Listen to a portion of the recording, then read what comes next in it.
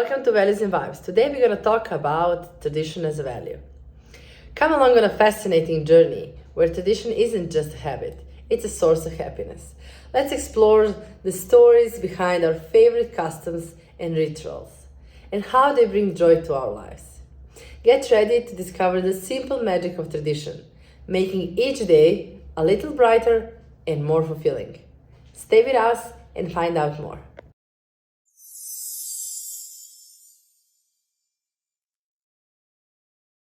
Okay, so welcome to Values and Vibes. Today we're gonna talk about value of tradition. And first of all, my two favorite guests, Tia Lancaster and Louisa Bulow. They're gonna explain deeply what is tradition as a value. Louisa, you wanna start? Yeah, I'll read the card. So our definition is to obey or conform to established standards, norms, and or beliefs.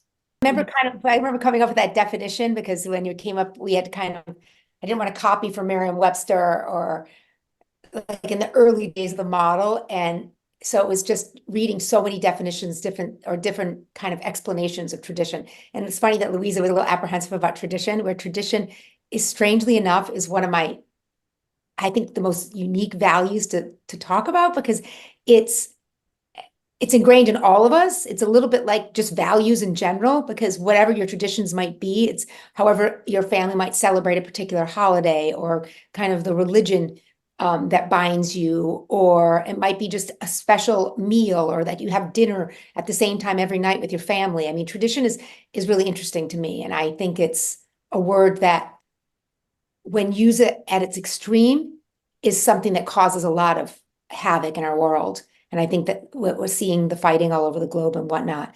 It comes down to a lot of maybe religious traditions and beliefs. And I think that it's sad, because it's such a beautiful thing to carry these traditions with us into, throughout our lives and pass them down to our families. But then to see traditions tear apart the world is kind of an interesting thing to me. Yeah, I think it does help you understand a little bit about your sense of self, how you grew up, where you came from, things that you see culturally, and obviously religion as well. Like, I went to a Catholic school as my secondary school, and I was going to church twice a week as part of that. And someone who wasn't religious before, it actually felt very comfortable to fall into that routine. Actually, it's mindfulness to me, when you go and you can actually sit somewhere and be a little bit spiritual. But it definitely shapes who you become, I think, whether that's in a good way or not. Agreed. Like, is it traditional value, or like value of tradition? It's really important, like for relationship, for marriage, for even company. Like if you want to work with us, you need to respect tradition. Can you explain that deeper? I think that's a hard thing to explain, because I think that everything has been turned on its head in our world of definitions now. So what a traditional male or female were, even their roles or what they were supposed to be doing, is so kind of not what it used to be. So I think that tradition doesn't necessarily, it comes down to, maybe if you're a traditional guy, maybe you're a traditional Serbian man or a traditional Englishman, because you follow the traditions, the norms, the mores of the culture itself. And so that makes you traditional in a sense.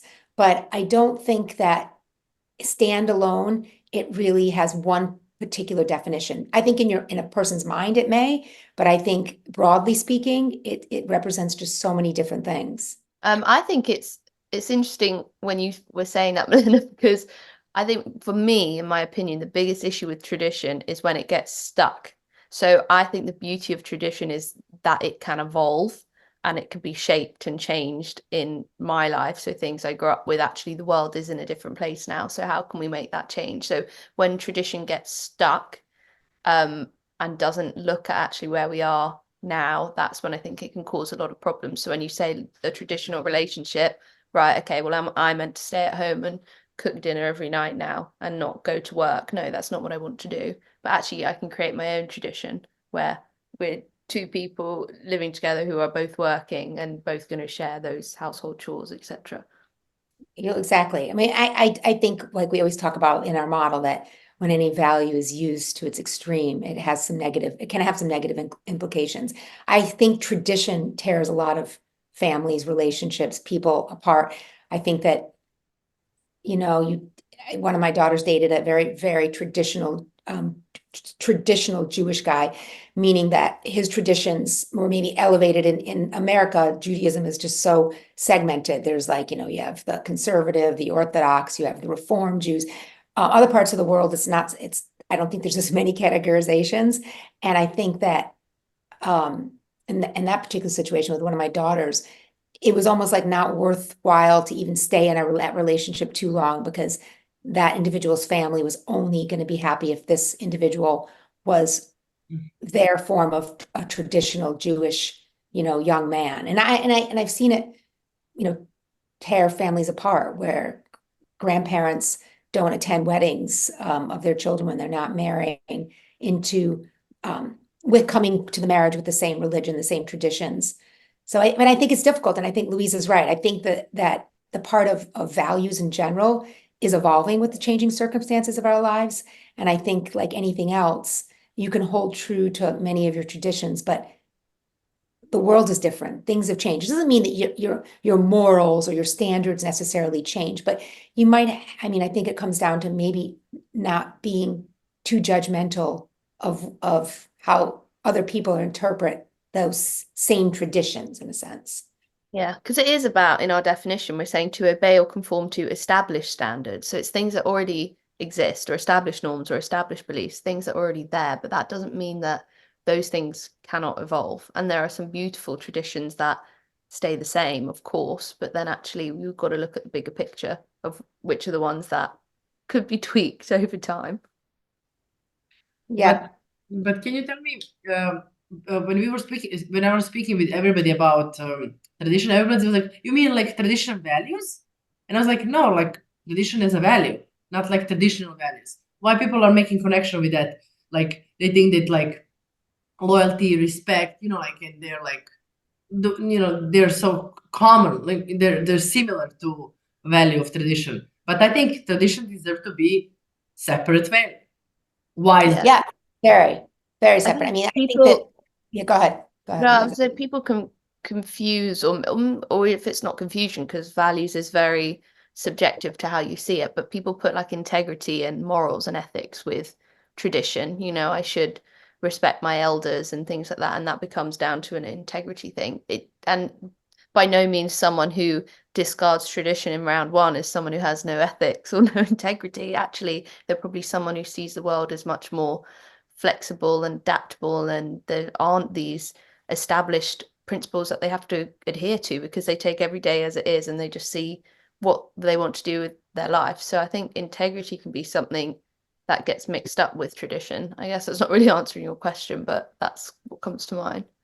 Well, I think once again, it comes down to semantics of language. I think it's, if we have traditional values, we're talking about an adjective, right? We're talking about a description of something. So I have a traditional lifestyle, Italian and American lifestyle. That would be the way it's described. But when tradition is serving as a noun, as what is there, I think tradition in its simplest, easiest kind of beautiful thing is that tradition is, I think, where people feel warm and maybe that cozy feeling. It's something that reminds them of, it's kind of like when Louisa and I did our master's, one of the first things, activities our class did is one of the professors / tutors, they call it in the UK, passed around smells, different smells. And what did that evoke for you? And where did that bring you? Did that bring you back to your grandmother's kitchen?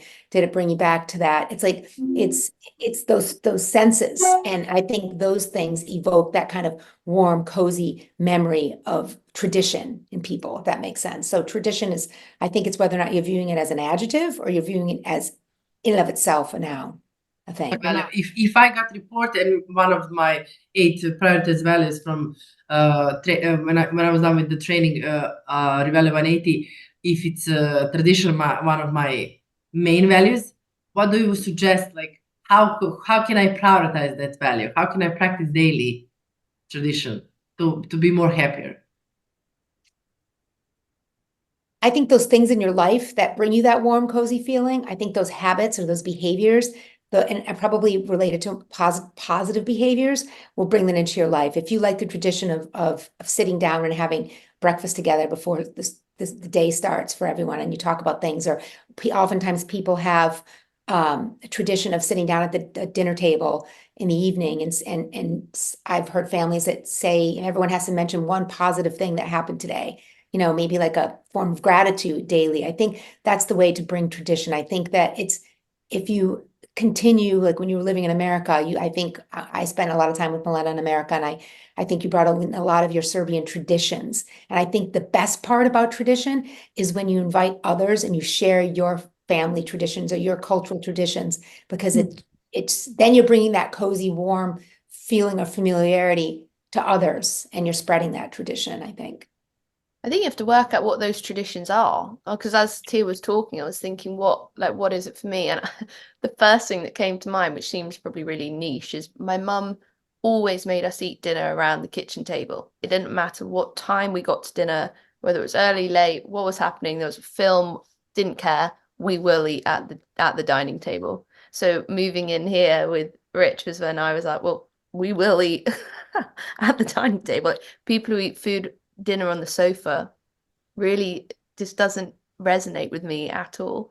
But because I think when I initially, tradition is probably one that comes higher up for me, because I like that feeling of being safe and knowing that I'm doing something that's familiar, I guess, and that makes me feel good. So in that way, if you're then exercising those things that probably just come as second nature to you, it's when you go in against them probably more when you're going to really notice the traditions that you have. Yeah, I agree. I remember when Victoria, my oldest, was in like what we call middle school, so it was kind of those middle years, and Maham, she was an Arab girl in the class, and I remember that at age 4, so they were maybe getting ready to go to American high school. I think it was age 14. It was either 13 or 14, what they could decide. I don't know if it was a family tradition, but I think it was more of a religious tradition, whether or not she wanted to wear like the hijab, and that was a personal decision at that point. Maybe that was just more an Americanized version. I have no idea. But I remember Victoria and I talking a long time about that, and how this was a big personal decision for this young girl at the time. And I think that's a series of showing traditions and how how that's passed down. And I just think that you learn so much from other people's traditions. One of the reasons why I like to live in London the most is to be around different cultures, different traditions. It opens your eyes to the world. Yeah, I think of, like, as you're speaking, like traditional foods. So, if I think of traditional Swedish food, everyone's like, oh, Swedish meatballs. It's like, okay, well, why? Well, actually, because they ate a lot of fatty food traditionally, because it was a poorer country and we had tough winters, and therefore a lot of like heavy red meats went into, and a lot of creams and things that made things heavier for people to have. And that's it's humbling to remember who you came from and why those foods are traditional, why those things became traditions. And some are maybe a little bit stuck and need to be changed, but some are actually very nice to remember, like, why did they come up in the first place? It was really Right. Traditions was almost like a survival thing in the first place, or a way to create unwritten rules for society. You should respect your elders, things like that. One of my friends, Right. like, a tradition is amazing value because you just do everything what is like a legacy from your parents, from your family. So what is something that you would like to hands off or hand over to your kids after you, like to be like your tradition? My favorite tradition, it's easy, is Thanksgiving. I mean, I would much prefer living in Europe or living in London than I do to living in America. I just like to be here. I like I said, to experience different cultures, different traditions. And I really feel like in London, you're in the middle of that. But Thanksgiving is just, for me, it's not about gifts. It's not about Christmas. It's not about like what the money you're spending. It's really about just spending time and being thankful for the people in your life. And so I think that that's probably the most beautiful American tradition. And really, it goes back to the founding of our country, right? When they had the Thanksgiving meal with the Pilgrims. So I think that for me, I love that. And I like to cook all of my Italian recipes that have been passed down, and make food that I know my children love. And I know my mother always did Christmas. So I kind of wanted to make Thanksgiving my own. And it wasn't just about family. I mean, my kids will remember our Thanksgivings always being a little crazy. Milena's experienced some Thanksgivings, but I mean, I would invite the homeless guy around the corner, anyone who didn't have a place to go. If I happened to see them in the weeks coming up to Thanksgiving, I would typically invite them because I just feel like that's the time to bring people into your lives. Maybe not always the safest. And, um, I think Maria always tells me, my youngest, that, sometimes when I have these events or these things that are important to me that I feel like are traditions, that I am selfishly selfless. So that's an interesting thing to describe because I guess I like to be selfless and have lots of people around me and have them share in these tradition of food and laughter and friends. But she says that she'd like to have her tradition to be more nuclear and not to be so kind of all inclusive. So we'll see. I'll watch her future Thanksgivings to see what she does. Yes, pay attention. And I'm gonna always think about Thanksgiving about your blueberry pie. Sorry, Tia, but that's for Well, I'll make it here for you. It's one of my favorites too, but I'll always think of you when I make blueberry pie. You and my father. My father loves blueberry pie as well. So Lisa, do you have anything to add about handing over some legacy, some like traditional things that you want to pass on your kids, your grandkids? I think there's kind of two things. The first is I keep going back to food, but as someone who has like a Swedish and an English heritage, the foods I get, so my grandma in Sweden cooks a lot of reindeer, and those recipes are just unbelievable. People here go, "Oh my gosh, you're eating Rudolph," but actually it's like eating deer or venison here, but whatever. And on my mum's side, my grandpa, who I never got the pleasure of meeting, has a liver and onion recipe that my mum makes. It's like one day you will get handed that, and it's like, oh, it's coming my way one day. So those kind of things I would pass down, but it made me think about being British and things that make you really proud. So I think there are aspects of when we all come together as a nation, albeit there can be people who don't agree with the royal family, but actually I find things like the Queen's Jubilee and when the Queen died and the coronation of the King. I mean, we had a coronation party here that I hosted. It's a nice way to remember where you come from. But there's also traditions I think people in the UK forget where they are. So things like maypole dancing. So you dance around the maypole on May Day is a tradition we have. And Guy Fawkes, who tried to kind of blow up Parliament, I think in like the 1600s, we do bonfire night. And that is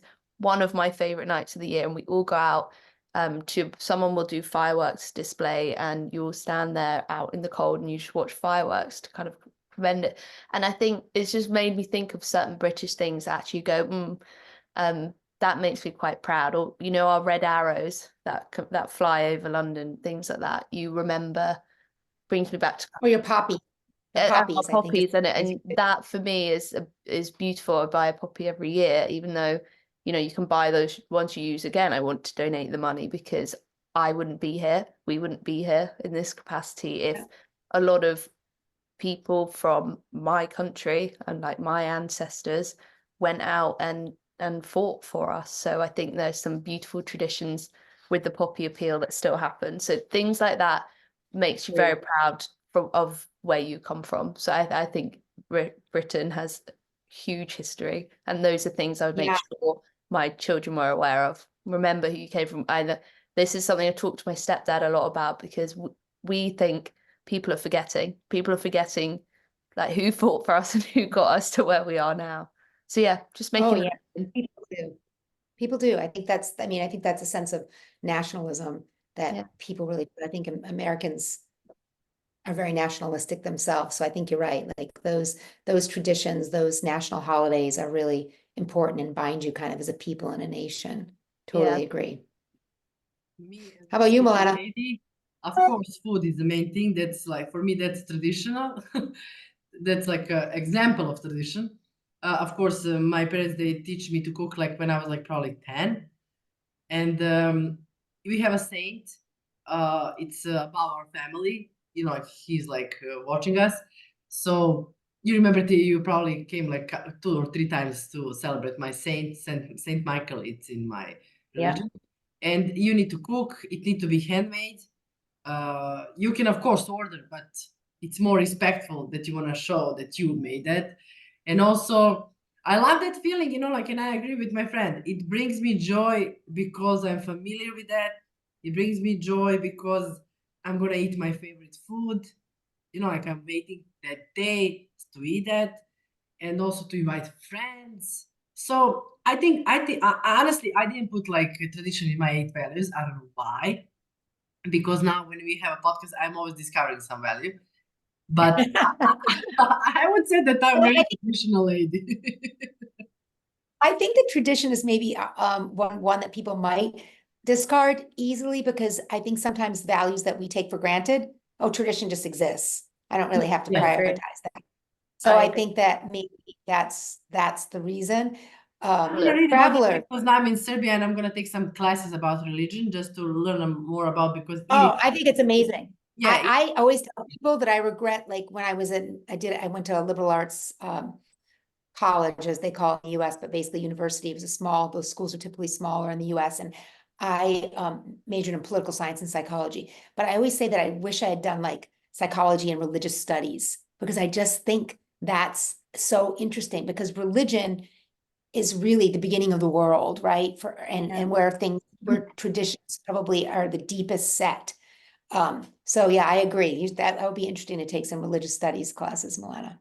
but more interesting, honestly, I was thinking about that. Okay, so my parents, my grandparents, they passed that to me. What I'm gonna bring like a new rule for my.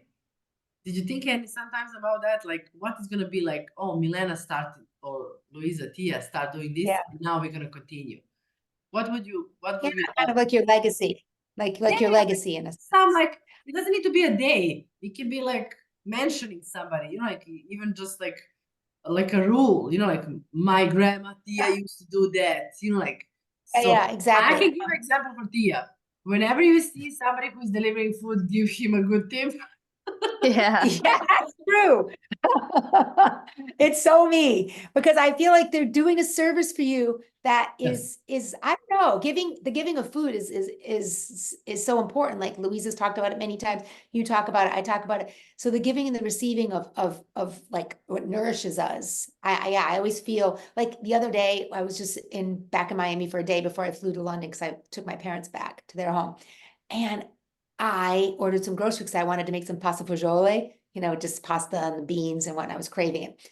So I was going to make it, but I didn't have any cash. And I was so tired because I just been like dealing with my parents. So I basically called downstairs where I live and I told them just to have them leave the groceries or from like outside my door because I was just, and I went to bed feeling guilty. And I searched like, did I have loose change? Did I have anything? But yeah, I don't know. She's right. That is definitely a tradition for me. And I guess I'd like to leave like my Thanksgiving tradition that my daughters in their own lives make that something where they bring people together just to give thanks for each other and life. Yeah, I'm gonna do the same with my saint. But also I was thinking maybe like to start doing like to teach somebody new skill.